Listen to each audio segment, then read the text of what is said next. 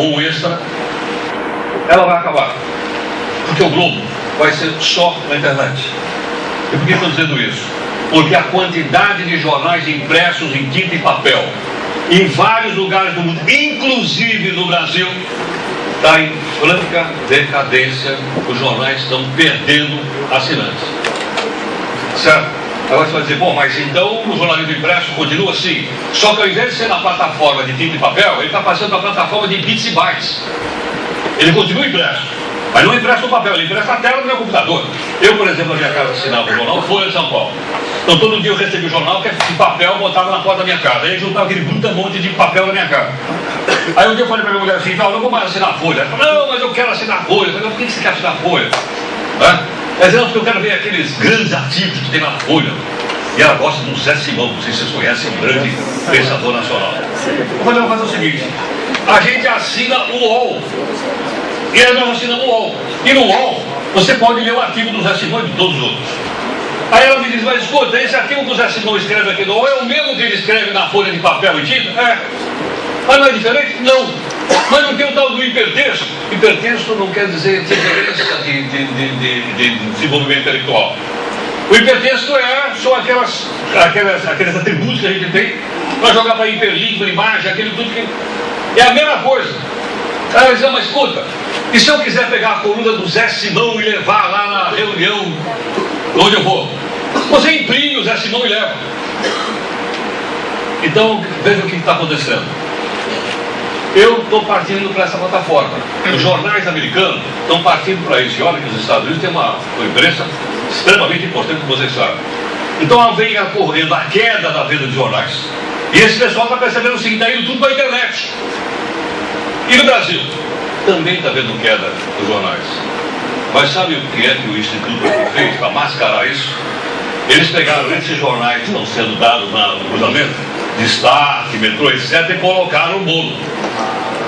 Tá certo? Então, em vez de imprimir, aumentou, aqui o pessoal está lendo mais jornal. Sim, porque ele entrou na contagem jornais aí. Os grandes jornalões, não.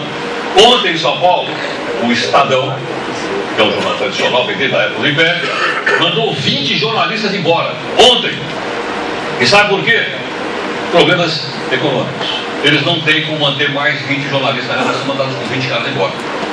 E, no entanto, o primeiro impacto que eu vi dessa confluência de mídia, dessa mistura de mídia, eu fui fazer um estágio na BBC e fui nas redações da BBC. Quando entrei na redação do site da BBC, eu não acreditei o tamanho da redação do site da BBC. Era maior do que a redação da televisão. Maior, tinha mais jornalista do que a redação da televisão. Aí eu fui no setor brasileiro, que também tem desde a época da Segunda Guerra Mundial. Fui lá conversar com o pessoal brasileiro que trabalha no Bush House, no setor brasileiro, e perguntei para um dos jornalistas, tinha só 3 ou 4. Escuta, o que é que vocês são? Resposta: nós somos um site. Vocês são um site? Nós somos um site. Mas vocês não são a BBC? Mas nós somos um site. Mas você não tem mais aquelas transmissões que vinham de Londres, onda curta? Acabou tudo. Não tem mais. Você tem uma ideia? Os pouquíssimos boletins que a BBC faz para pouquíssimas empresas do mundo, faz para a CBN, faz pouquíssimos de televisão, com o mesmo cara que faz por rádio, o cara faz para a televisão, ligue a Band que você vai ver lá no jornal da Band, é o mesmo, e é no site.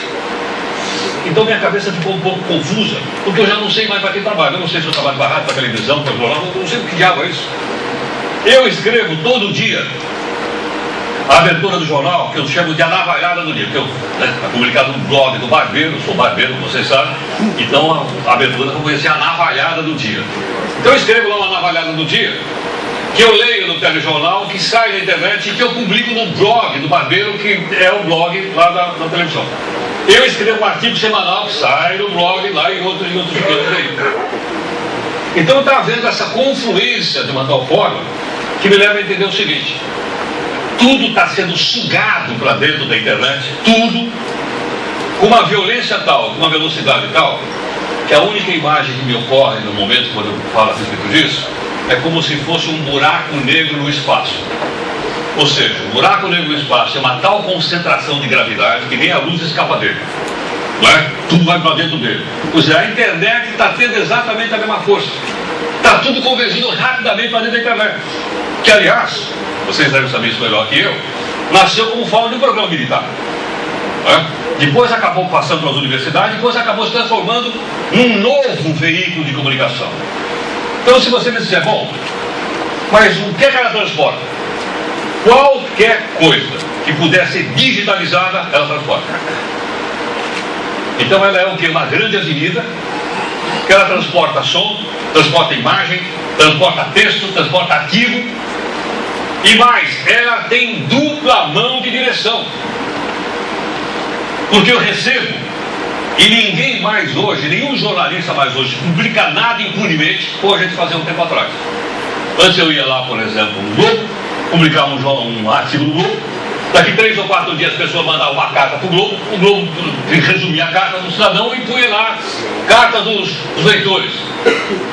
Hoje, a hora que você acabou de escrever o artigo e colocou na página, o pessoal começa embaixo, comentários, e aquilo vai embora. Ou seja, o que é que ocorreu? Ocorreu, não sei se todos nós já percebemos isso, uma quebra de paradigma.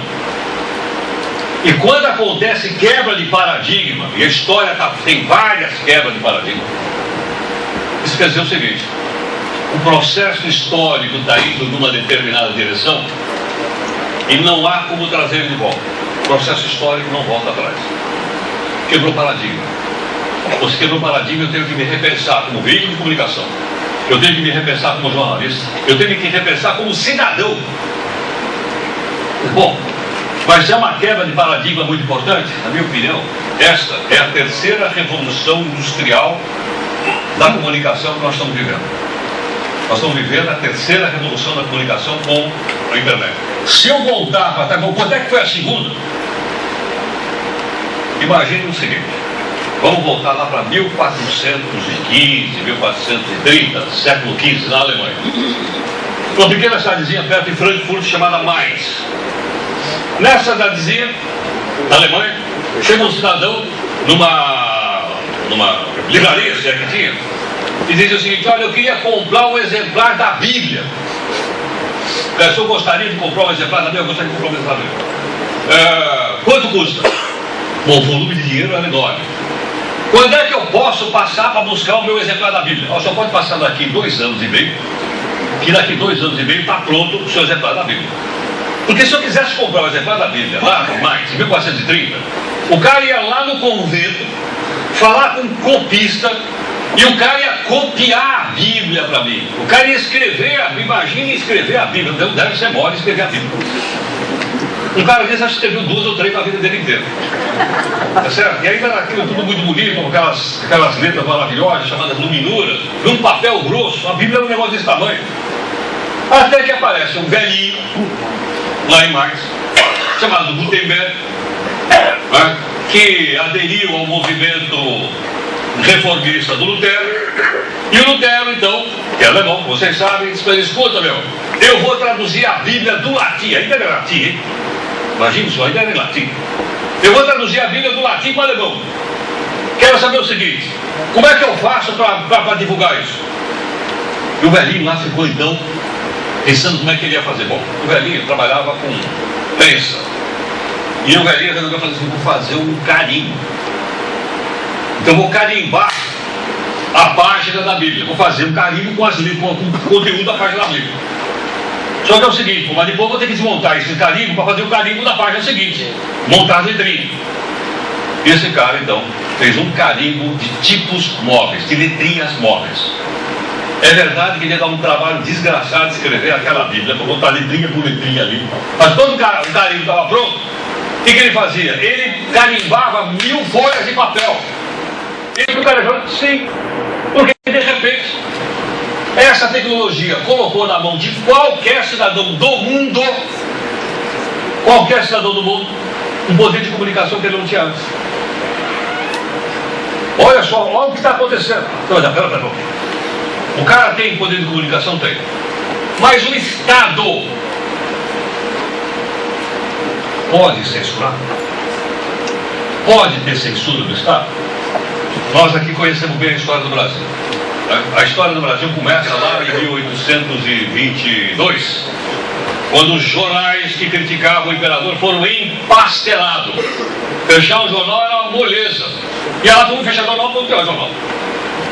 Certa vez, um jornalista da RTP, Rádio Televisão Portuguesa, me ligou. Falou, olha, eu estou indo para a Serra Leoa, porque lá tem golpe de Estado. Eu vou cobrir lá para a RTP. Quer que eu te mande uns boletins aí, tal, combinando o preço? Faz tudo bem, então você me manda os boletins. Né? Combinei o preço com ele. Ele foi para lá. Ele sumiu. Ninguém vai falar dele. 6 meses depois ele me liga.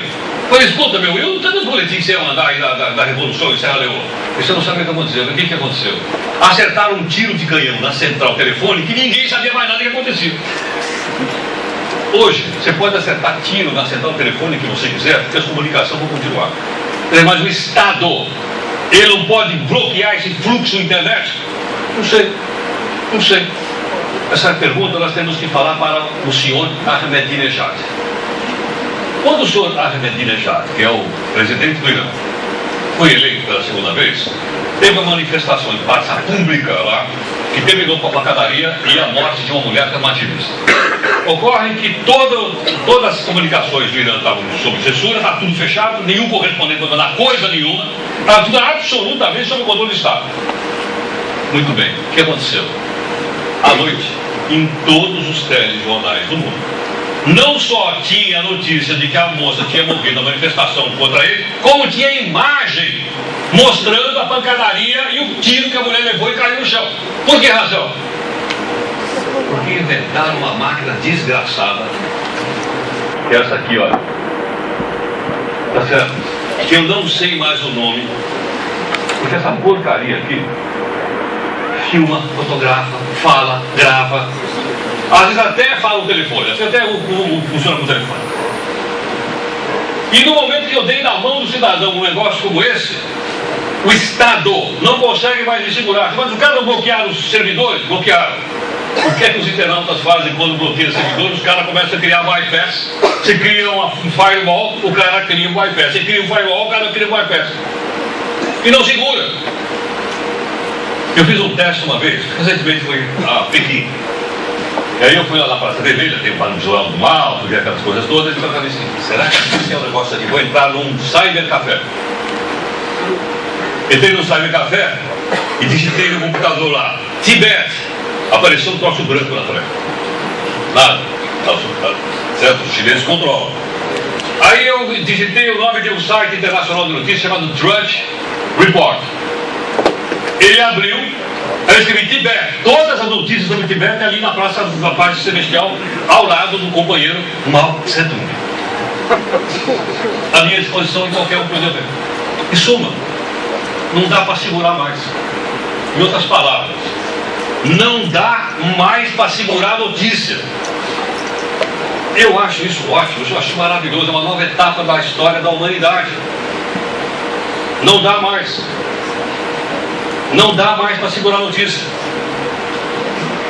Porque antes eu fazia o seguinte, implantava uma censura, eu ia lá pegar 3 grandes quadros de jornal, 3 grandes de rádio, 3 grandes de televisão, não pode, ponto. E ninguém ficava sabendo. Hoje, como é que eu vou fazer para segurar o cara se o cara tem esse equipamento aqui? E o cara fica toda hora tentando dar bypass dos meus firewalls. Até banco não consegue segurar esses caras. Os caras entram no banco, os caras entram no Pentágono. Os caras entram para criar um tal de Wikileaks. Vocês já ouviram falar desse tal de Wikileaks? Já imaginou? O cara conseguiu pegar toda a comunicação do Departamento de Estado americano e ele solta em gotinha, daí o nome dele. Leaks. E o mundo inteiro fica sabendo, pô. Como é que eu vou segurar uma coisa como essa? Então veja o seguinte, aí tem, primeiro, qualquer cidadão pode ser jornalista? Pode. Qualquer cidadão tem condição de fazer missão? Tem. Imagina a seguinte situação, fato real. Perto lá da região leste de São Paulo, tinha uma fábrica de aço, pertencente ao grupo Votorantim, e houve lá um acidente na fábrica. Um operário caiu dentro de um tubo, aqueles tonéis enormes de ácido sulfúrico, e morreu lá. Como é que funcionava a comunicação? Foi o seguinte, pô, o cara morreu, a gente chamou o resgate, chamamos a assistência social, chamamos o pessoal todo, levamos o cara para o necrotério, chamamos a família, Né? E aí depois de um certinho chamamos a mídia. Aí chamava o jornalista e dizia, olha, aconteceu o seguinte, houve um acidente na fábrica, assim, tudo bem. Bom, como é que é agora? Agora, o departamento de comunicação de uma fábrica trabalhando, de repente um bando de jornalistas começa a bater na porta para saber o seguinte, nós queremos saber o acidente que aconteceu na sua fábrica aí. Que acidente? O acidente que aconteceu aí com fulano e tal, etc. Entra no site do nosso veículo. O cara entra no site e vê o interior da fábrica dele. E vê o acidente. Porque um colega de trabalho filmou, fotografou, põe no site. E o mundo está sabendo e o cara que é o responsável pela comunicação não sabia. Não sabia. Percebe, não? O que está acontecendo? Então, nessa grande mandala, né, onde cada um de nós é um nó, nós estamos interconectados com isso tudo, estamos recebendo e mandando notícia todo o tempo. Para onde vai isso? Não sei, não faço a menor ideia. Mas eu tenho absoluta confiança, consciência, de que a gente está passando por transformações muito rápidas, né? Que são transformações que estão atingindo a humanidade como um todo. E não é só no jornalismo, é na cultura de uma maneira geral. Para vocês terem uma ideia, quando eu era jovem, eu estudava história, e o meu trabalho era um trabalho sobre a Ásia, e eu fui fazer uma pesquisa histórica. Na minha época, a pesquisa histórica era o seguinte, eu precisava consultar as balanças comerciais de Portugal, no século XVI. Aí eu arrumei um jeito de ir para Portugal, para ir estudar, para fazer pesquisa no tal do Instituto de Pesos e Medidas em Lisboa, no bairro de São Bento, para me manter, eu trabalhava como guia turístico lá em Portugal. Fiquei um tempo lá vendo papelzinho por papelzinho e tal, para poder escrever o trabalho. Bom, quando eu fui fazer o outro lado, que precisava consultar o Arquivo Nacional em Washington, porque eu tinha documentos americanos, o que eu fiz? Eu fui morar em Washington, trabalhava lá já como correspondente em Washington, para ficar olhando, não, já não precisava papelzinho, já estava tudo microfilmado. Eu sentava numa sala e podia ver os documentos. Bom, outro dia não, recentemente, eu passei na porta do Arquivo Histórico de Sevilha, na Espanha, que era outro lugar que eu sempre imaginei que um dia ia fazer pesquisa lá. Passei na porta e nem entrei. Sabe por quê? Todos os arquivos históricos do mundo estão na internet. Está na internet. Hoje eu posso entrar no arquivo da Biblioteca Americana, posso olhar todos os documentos da história americana, posso imprimir se eu quiser. Pode ser o do arquivo de Sevilha, pode ser a Torre, pode ser qualquer um do mundo, está tudo na internet. Eu faço qualquer trabalho sobre qualquer história de qualquer país do mundo na minha sala, minha casa. Você sai da minha casa. Porque todos os documentos estão lá à minha disposição. Percebe? Olha aonde está chegando essa história. Olha a quantidade de documentos. Outro dia, conversei com um entrevistado nosso, que é especialista numa área de botânica, mas ele é especialista só numa determinada planta. Eles estão fazendo um estudo dessa planta. Eu perguntei para ele, escuta, onde é a pesquisa? Ele falou, essa pesquisa dessa planta, que é uma planta exótica, eu só faço na internet. Eu falei, mas é suficiente? Ele falou, meu, você não acredita. Sai tanto artigo sobre essa planta na internet que eu não consigo ler todos os artigos que saem todo dia. Você imagina o mundo inteiro de malucos pesquisando uma determinada planta ou qualquer outra pesquisa que você possa imaginar e colocando na internet. A quantidade é imensa. E mais, não é só isso, o arquivo fica ali à minha disposição. Eu fico olhando naquele arquivo, posso voltar no arquivo. Então, na medida que essas coisas estão mudando muito rapidamente, eu volto a dizer a vocês, aquele aparelho que eu chamava de televisão, ele não é mais uma televisão. Aquele aparelho que até pouco tempo atrás, ele ficava na sala de jantar da minha casa, no meio da sala, a gente botava a televisão para a gente assistir a novela da noite. Depois, eu não sei por que razão, tiraram o aparelho e botaram o aparelho no quarto e disseram, hoje o aparelho está voltando, danado, está voltando de novo para a sala. Porque aquele aparelho que eu chamava de televisão, hoje de LED, ele já está sendo vendido agora, vem com um teclado. Se ele vem com um teclado, ele vem com acesso à internet. Então a internet, que é o meu computador, é uma telinha pequena, lá em casa tem uma tela maior, tá certo? E outra coisa, eu vou assistir o Jornal Nacional, mas eu não queria assistir o Jornal Nacional inteiro, eu vim falar que tem uma matéria lá no Jornal Nacional. Então eu vou fazer o seguinte, em vez de ver o Jornal Nacional na Globo, eu vou ver o Jornal Nacional no G1. Aí eu olho, então o cara me mostra quais são as matérias que tem lá, eu clico naquela matéria e só assisto aquela matéria. Olha o que está provocando, olha o que vai dar isso. Eu quero dizer o seguinte, ao invés de eu receber o Jornal Nacional por inteiro, ou seja, porque alguém editou, alguém mudou, né? O William Bonner, que é o editor-chefe, diz, não, a gente vai falar disso, fez aquele pacote que me entregou como telespectador. É um prato feio, nós também fazemos isso lá, né? Todos fazem. Agora, no momento que eu entro na internet, eu passo a editar o Jornal Nacional. Eu posso colocar as matérias na hora que eu quiser, eu posso ver essa, eu não posso ver aquela. Então, de repente, o chamado prato feio virou o que a gente dá o nome de on demand, sob encomenda. Eu comando aquilo. Eu digo assim, eu quero ver isso, mas eu não quero ver aquilo. Eu quero ler isso, mas não quero ler aquilo. É como se eu chegasse na estante da minha biblioteca e dissesse, olha, eu vou ler esse livro, mas esse aqui eu não vou. Livros, material. Agora eu entro ali na internet e digo, olha, eu quero ver na CNN o noticiário das 6 da tarde. E tem lá uma matéria que está mostrando que o governo chinês proibiu a caça do tubarão para tirar as babatanas. Eu entro ali e só vejo a matéria, só vejo isso.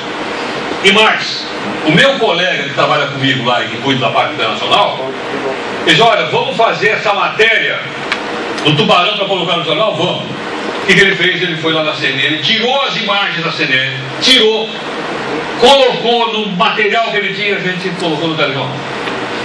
Ou de outra fonte qualquer, desde que tenha autorização, claro. Tá certo? Então veja a facilidade. Esta semana, aquele Instituto de Pesquisa em Genebra comunicou dizendo que eles estão próximos a descobrir a chamada partícula de Deus. Vocês viram isso? Está em tudo quanto é lugar. O nosso correspondente em Portugal, em Paulo Europa, ele mandou uma matéria.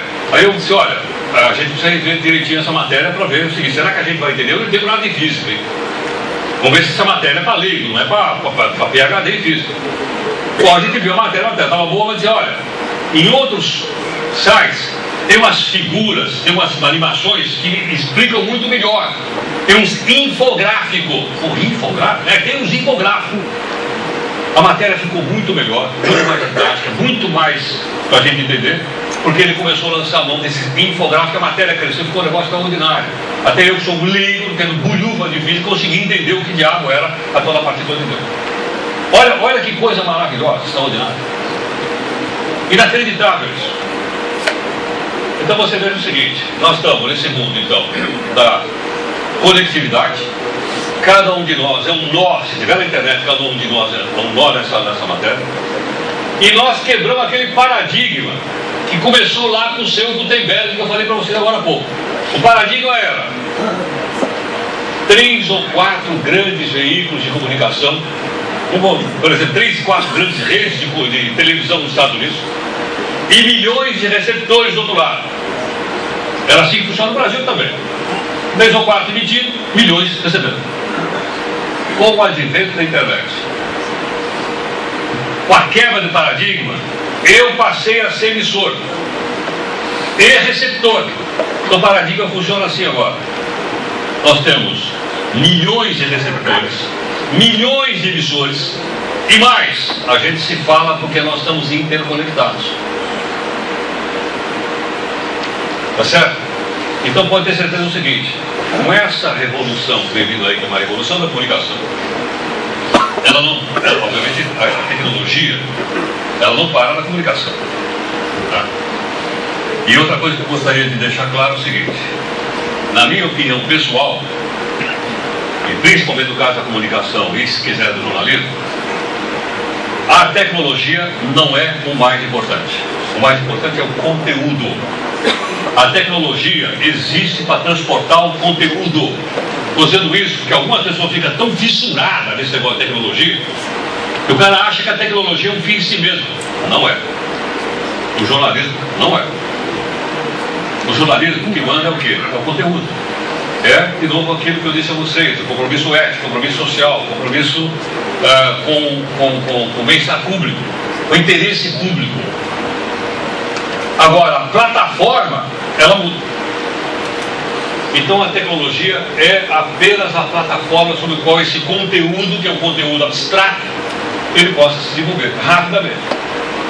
Porque se eu olhar um pouco mais, dos meus lados, para saber o que diabo está acontecendo no mundo, há umas 3 semanas, a revista Economist publicou uma matéria de capa, aquelas matérias de capa da revista Economist, tem 14 páginas. O título era A Terceira Revolução Industrial. Eu comprei a revista, porque eu vi essa matéria na capa, vou ler, tenho que ler essa matéria. Muito bem. Sabe qual é a terceira revolução industrial? Segundo os bambambãs ouvidos ali, a maior parte das fábricas vai acabar. Que fábrica vai acabar? Isso está ficando louco. Como é que fábrica vai acabar? Pô? Cada vez tem mais fábrica. O cara me fala que a fábrica vai acabar. Eu tenho que iniciativa de que a fábrica vai acabar.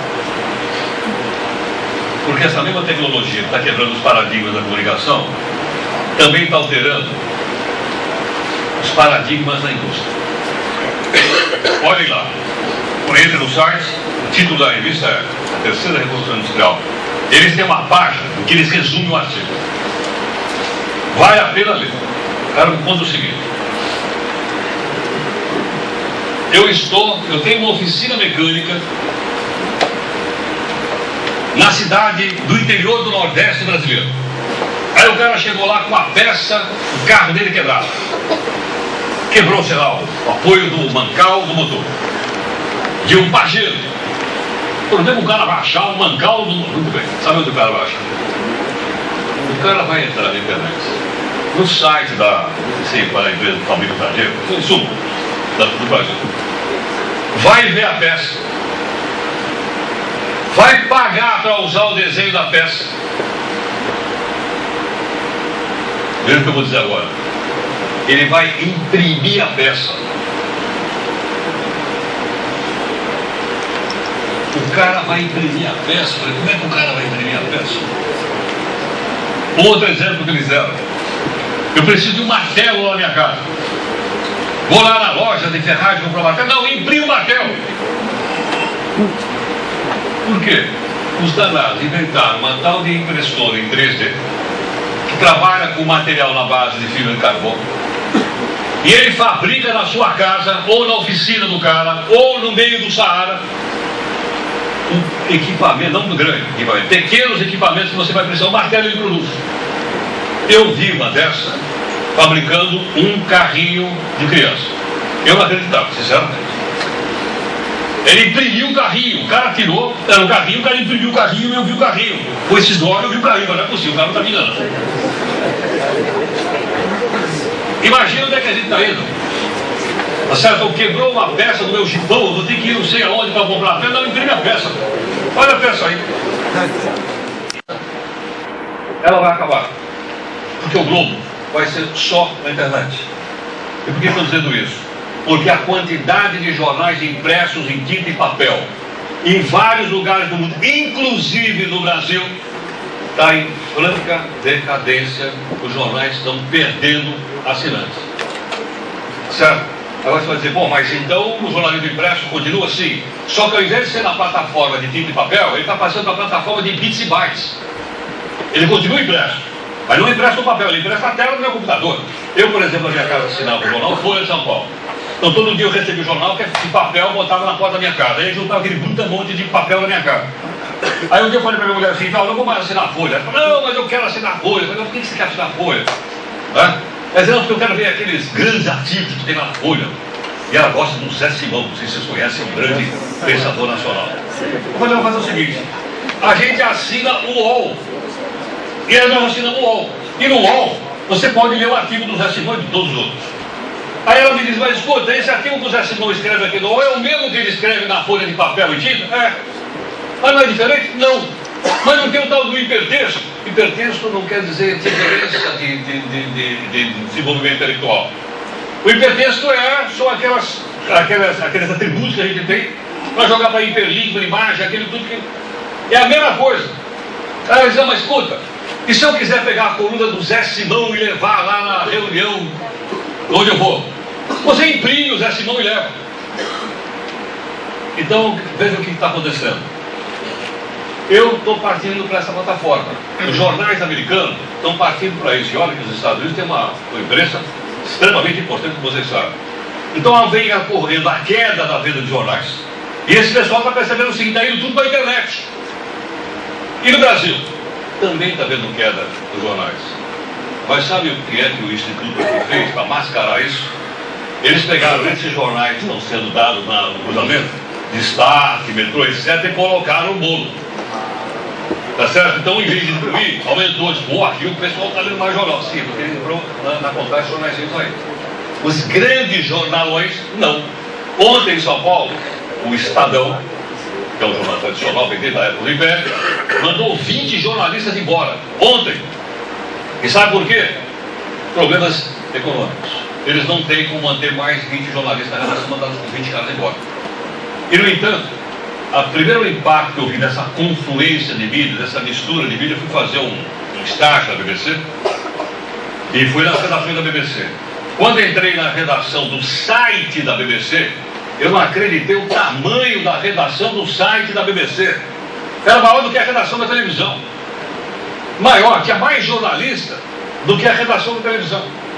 Aí eu fui no setor brasileiro, que também vem desde a época da Segunda Guerra Mundial. Fui lá conversar com o pessoal brasileiro que trabalha no Bush House, no setor brasileiro, e perguntei para um dos jornalistas, que é só 3 ou 4.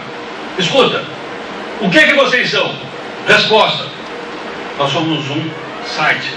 Vocês são um site? Nós somos um site. Mas vocês não são a BBC? É, mas nós somos um site. Mas você não tem mais aquelas transmissões que viu de Londres ou da curta? Acabou tudo. Não tem mais. Você tem uma ideia? Os pouquíssimos boletins que a BBC faz para pouquíssimas empresas do mundo, faz para a CBN, faz pouquíssimos de televisão, com o mesmo cara que faz por rádio, o cara faz para televisão, ligue a Band que você vai ver lá no Jornal da Band, é o mesmo, e é no site.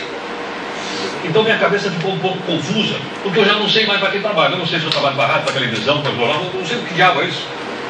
Eu escrevo todo dia a abertura do jornal, que eu chamo de a navalhada do dia, porque é publicado no blog do Barbeiro, sou barbeiro, como vocês sabem, então a abertura eu conheci a navalhada do dia. Então eu escrevo lá uma navalhada do dia, que eu leio no telejornal, que sai na internet e que eu publico no blog do Barbeiro, que é o blog lá da televisão. Eu escrevo um artigo semanal que sai no blog lá e outros cantos aí. Então eu estava vendo essa confluência de uma tal forma que me leva a entender o seguinte: tudo está sendo sugado para dentro da internet, tudo, com uma violência tal, com uma velocidade tal, que a única imagem que me ocorre no momento quando eu falo a respeito disso é como se fosse um buraco negro no espaço. Ou seja, o buraco negro no espaço é uma tal concentração de gravidade que nem a luz escapa dele. Não é? Tudo vai para dentro dele. Pois é, a internet está tendo exatamente a mesma força. Está tudo convergindo rapidamente para dentro da internet. Que, aliás, vocês devem saber isso melhor que eu, nasceu como forma de um programa militar. É? Depois acabou passando para as universidades, depois acabou se transformando num novo veículo de comunicação. Então, se você me disser, bom, mas o que ela transporta? Qualquer coisa que puder ser digitalizada, ela transporta. Então ela é o que? Uma grande avenida, que ela transporta som, transporta imagem, transporta texto, transporta arquivo, e mais, ela tem dupla mão de direção. Porque eu recebo, e ninguém mais hoje, nenhum jornalista mais hoje, publica nada impunemente, como a gente fazia um tempo atrás. Antes eu ia lá, por exemplo, no Globo, publicar um artigo do Globo, daqui 3 ou 4 dias as pessoas mandavam uma carta para o Globo resumia a carta do cidadão e punha lá carta dos leitores. Hoje, a hora que você acabou de escrever o artigo e colocou na página, o pessoal começa embaixo, comentários, e aquilo vai embora. Ou seja, o que é que ocorreu? Ocorreu, não sei se todos nós já percebemos isso, uma quebra de paradigma. E quando acontece quebra de paradigma, e a história tem várias quebras de paradigma, isso quer dizer o seguinte: o processo histórico está indo numa determinada direção e não há como trazer ele de volta. O processo histórico não volta atrás. Quebrou paradigma. Você quebrou paradigma, eu tenho que me repensar como veículo de comunicação. Eu tenho que me repensar como jornalista. Eu tenho que me repensar como cidadão. Bom, mas é uma quebra de paradigma muito importante. Na minha opinião, esta é a terceira revolução industrial da comunicação que nós estamos vivendo. Nós estamos vivendo a terceira revolução da comunicação com a internet. Se eu voltar para trás, quanto é que foi a segunda? Imagine o seguinte: vamos voltar lá para 1415, 1430, século XV, na Alemanha. Uma pequena cidadezinha perto de Frankfurt chamada Mainz. Nessa cidadezinha, na Alemanha, chega um cidadão numa livraria, se é que tinha, e diz o seguinte: olha, eu queria comprar um exemplar da Bíblia. O senhor gostaria de comprar um exemplar da Bíblia? Eu gostaria de comprar um exemplar da Bíblia. Quanto custa? Bom, o volume de dinheiro era enorme. Quando é que eu posso passar para buscar o meu exemplar da Bíblia? Só pode passar daqui 2 anos e meio, que daqui 2 anos e meio está pronto o seu exemplar da Bíblia. Porque se eu quisesse comprar o exemplar da Bíblia lá em Mainz, em 1430, o cara ia lá no convento, falar com um copista, e o cara ia copiar a Bíblia para mim. O cara ia escrever a Bíblia. Imagine escrever a Bíblia. Então deve ser mole escrever a Bíblia. Um cara desse acho que escreveu 2 ou 3 na vida dele inteira. Tá certo? E aí era aquilo tudo muito bonito, aquelas letras maravilhosas, chamadas luminuras, num papel grosso. A Bíblia era um negócio desse tamanho. Até que aparece um velhinho, lá em Mainz, chamado Gutenberg, né, que aderiu ao movimento reformista do Lutero. E o Lutero, então, que é alemão, vocês sabem, disse: escuta, meu, eu vou traduzir a Bíblia do latim. Ainda era latim, hein? Imagina só, ainda era em latim. Eu vou traduzir a Bíblia do latim para o alemão. Quero saber o seguinte: como é que eu faço para divulgar isso? E o velhinho lá ficou, então, pensando como é que ele ia fazer. Bom, o velhinho trabalhava com prensa. E o velhinho resolveu fazer assim: vou fazer um carimbo. Então vou carimbar a página da Bíblia. Vou fazer um carimbo com o conteúdo da página da Bíblia. Só que é o seguinte: mas depois eu vou ter que desmontar esse carimbo para fazer o carimbo da página seguinte. Montar as letrinhas. E esse cara, então, fez um carimbo de tipos móveis, de letrinhas móveis. É verdade que ele ia dar um trabalho desgraçado de escrever aquela Bíblia, para botar letrinha por letrinha ali. Mas quando o carimbo estava pronto, o que ele fazia? Ele carimbava 1000 folhas de papel. Foi isso que o cara falou? Sim. Porque de repente, essa tecnologia colocou na mão de qualquer cidadão do mundo, um poder de comunicação que ele não tinha antes. Olha só, olha o que está acontecendo. Pera. O cara tem poder de comunicação? Tem. Mas o Estado pode censurar? Pode ter censura do Estado? Nós aqui conhecemos bem a história do Brasil. A história do Brasil começa lá em 1822, quando os jornais que criticavam o imperador foram empastelados. Fechar o jornal era uma moleza. E ela foi fechar o jornal para o pior jornal. Certa vez, um jornalista da RTP, Rádio Televisão Portuguesa, me ligou. Falou: olha, eu estou indo para a Serra Leoa, porque lá tem golpe de Estado. Eu vou cobrir lá para a RTP. Quer que eu te mande uns boletins aí e tal, combinando o preço? Vai, tudo bem, então você me manda os boletins. Né? Combinei o preço com ele. Ele foi para lá. Ele subiu. Viu a fala dele. 6 meses depois ele me liga. Falei: escuta, meu, eu não tenho os boletins que você ia mandar aí da Revolução em Serra Leoa. Você não sabe o que aconteceu. O que aconteceu? Acertaram um tiro de canhão na central telefônica e ninguém sabia mais nada do que acontecia. Hoje, você pode acertar tiro na central telefônica que você quiser, porque as comunicações vão continuar. Mas o Estado, ele não pode bloquear esse fluxo na internet? Não sei. Essa pergunta nós temos que falar para o senhor Ahmadinejad. Quando o senhor Ahmadinejad, que é o presidente do Irã, foi eleito pela segunda vez, teve uma manifestação de praça pública lá, que terminou com a pancadaria e a morte de uma mulher que é uma ativista.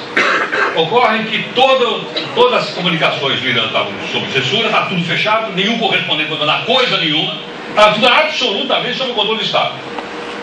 Muito bem, o que aconteceu? À noite, em todos os telejornais do mundo, não só tinha a notícia de que a moça tinha morrido na manifestação contra ele, como tinha imagem mostrando a pancadaria e o tiro que a mulher levou e caiu no chão. Por que razão? Porque inventaram uma máquina desgraçada, que é essa aqui, olha. Tá certo? Que eu não sei mais o nome, porque essa porcaria aqui filma, fotografa, fala, grava. Às vezes até fala o telefone, às vezes até funciona com o telefone. E no momento que eu dei na mão do cidadão um negócio como esse, o Estado não consegue mais me segurar. Mas os caras bloquearam os servidores? Bloquearam. O que é que os internautas fazem quando bloqueiam os servidores? Os caras começam a criar bypass. Você cria um firewall, o cara cria um bypass. Você cria um firewall, o cara cria um bypass. E não segura. Eu fiz um teste uma vez, recentemente fui a Pequim.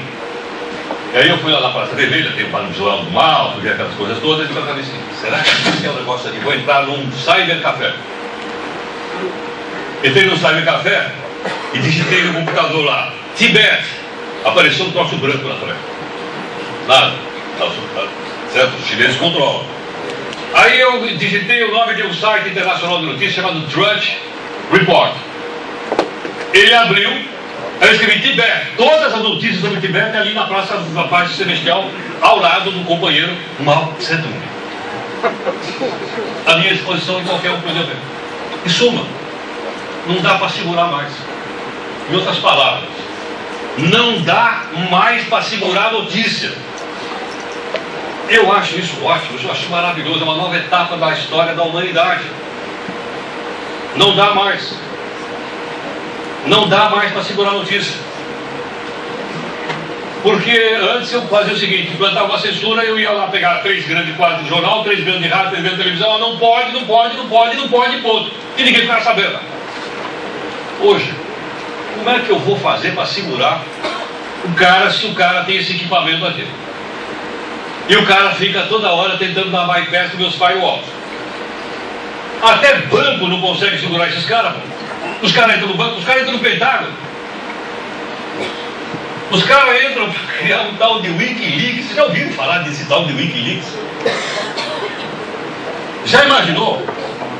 O cara conseguiu pegar toda a comunicação do Departamento de Estado americano e ele solta em gotinhas, daí o nome de leaks. E o mundo inteiro fica sabendo, pô. Como é que eu vou segurar uma coisa como essa? Então veja o seguinte, aí tem, primeiro, qualquer cidadão pode ser jornalista? Pode. Qualquer cidadão tem condição de fazer missão? Tem. Imagina a seguinte situação, fato real. Perto lá da região leste de São Paulo tinha uma fábrica de aço, pertencente ao grupo Votorantim, e houve lá um acidente na fábrica.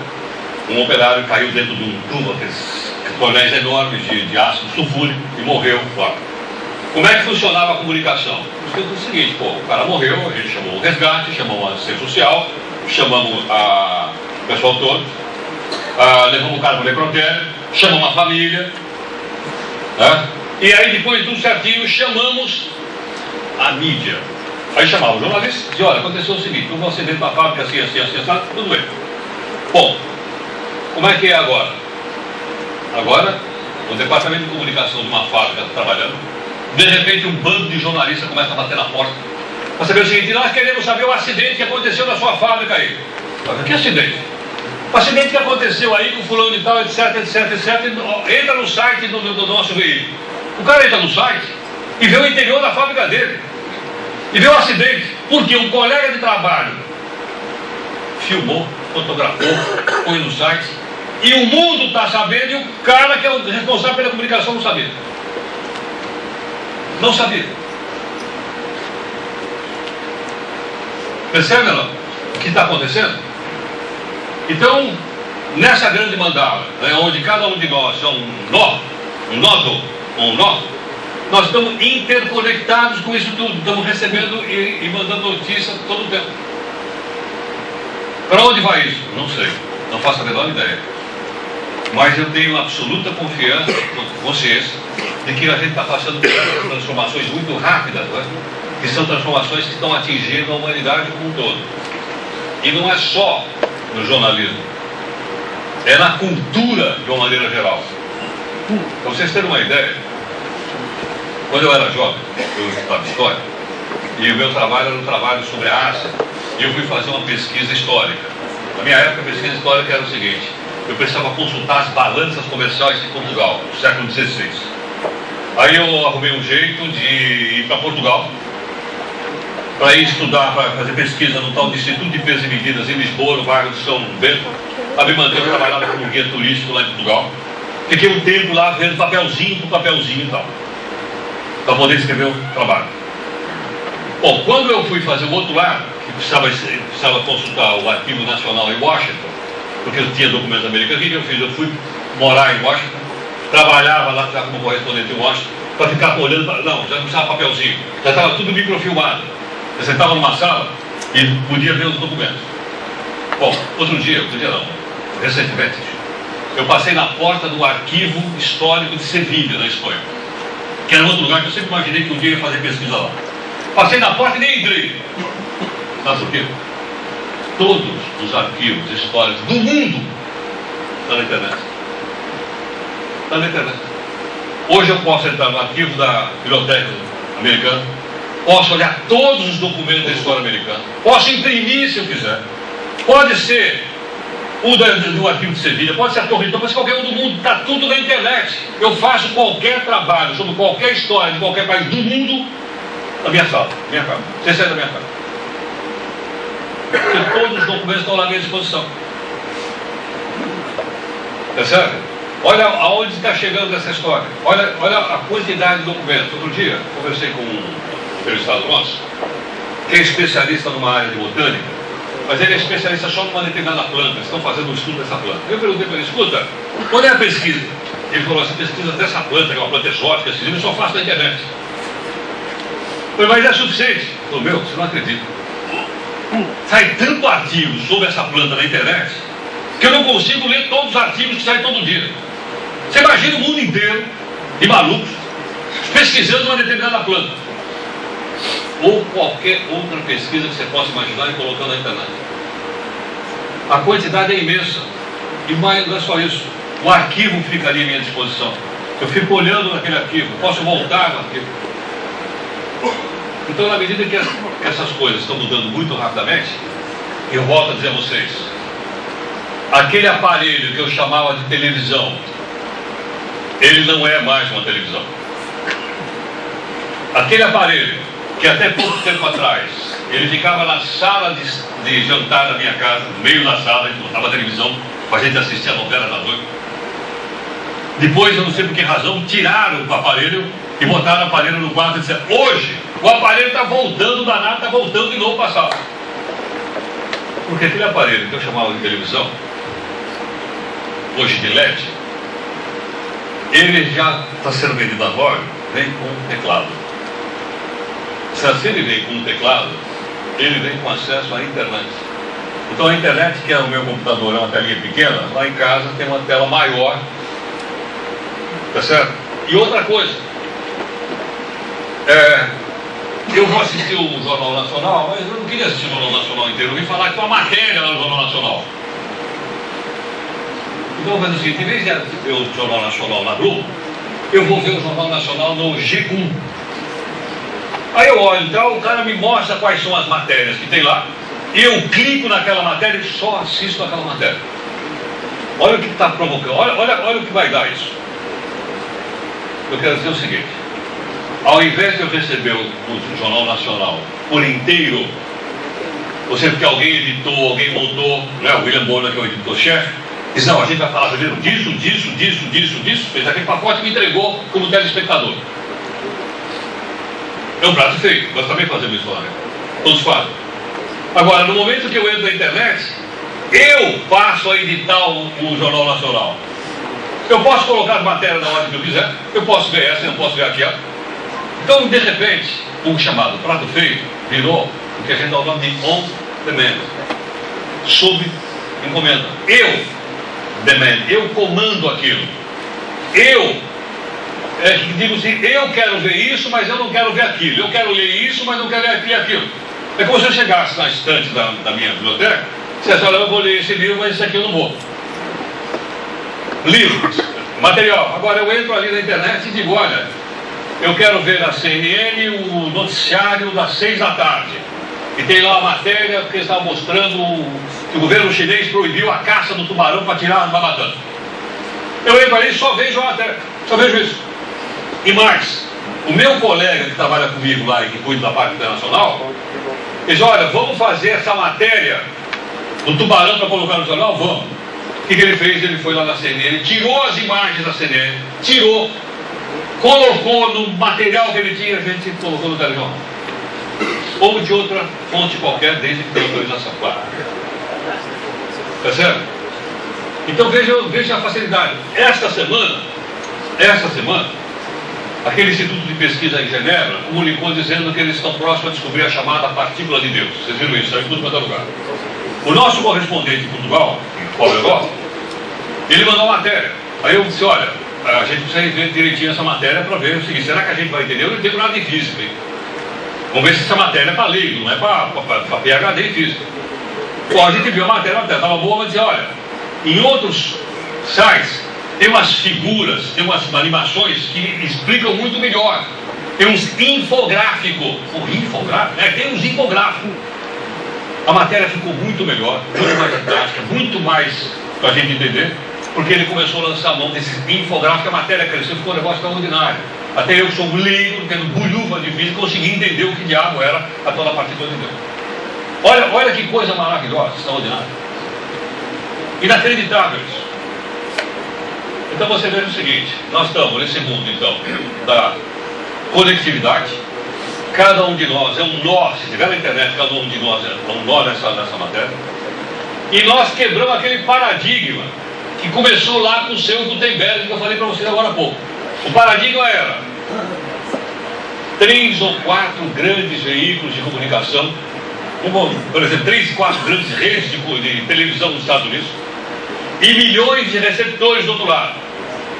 Era assim que funciona no Brasil também. 3 ou 4 emitindo, milhões recebendo. Com o advento da internet, com a quebra de paradigma, eu passei a ser emissor e receptor. Então o paradigma funciona assim agora. Nós temos milhões de receptores, milhões de emissores e mais, a gente se fala porque nós estamos interconectados. Tá certo? Então pode ter certeza do seguinte, com essa revolução que vem vindo aí, que é uma revolução da comunicação, obviamente a tecnologia, ela não para na comunicação. Tá? E outra coisa que eu gostaria de deixar claro é o seguinte, na minha opinião pessoal, e principalmente no caso da comunicação e se quiser do jornalismo, a tecnologia não é o mais importante. O mais importante é o conteúdo. A tecnologia existe para transportar o conteúdo. Estou dizendo isso porque algumas pessoas ficam tão fissuradas nesse negócio de tecnologia que o cara acha que a tecnologia é um fim em si mesmo. Não é. O jornalismo não é. O jornalismo que manda é o quê? É o conteúdo. É, de novo, aquilo que eu disse a vocês, o compromisso ético, o compromisso social, o compromisso com o bem-estar público, com o interesse público. Agora, a plataforma, ela muda. Então a tecnologia é apenas a plataforma sobre a qual esse conteúdo, que é um conteúdo abstrato, ele possa se desenvolver rapidamente. Porque se eu olhar um pouco do meu lado, para saber o que diabo está acontecendo no mundo, há umas 3 semanas, a revista Economist publicou uma matéria de capa, aquelas matérias de capa da revista Economist, tem 14 páginas.